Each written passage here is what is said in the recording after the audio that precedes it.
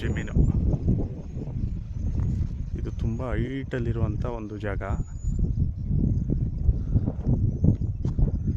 General property ನೋಡಿ. ಈ ಕಡೆ ಈ ಬೇವಿನ ಮರಗಳಿದಾವಲ್ಲ, ಅದೇ ಗದ್ದು. ಹಿಂಗೆ ಸೀದಾ ಹಂಗೆ ಬಂದು ನೋಡಿ ಹಿಂಗೆ ಬರುತ್ತೆ. ಇದು ಫಾರೆಸ್ಟ್ ಅಟ್ಯಾಚ್ಗಿರುವಂಥ ಒಂದು ಜಾಗ ನೋಡಿ. ಇಲ್ಲಿ ಯಾವುದೋ ಕಾಲದಲ್ಲಿ ಮನೆ ಕಟ್ಟಿದ್ದಾರೆ.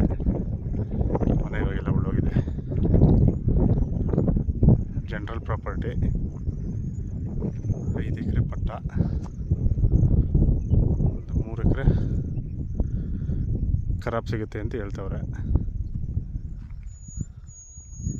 ವ್ಯೂ ಹೆಂಗಿದೆ ಅಂದರೆ ಇದು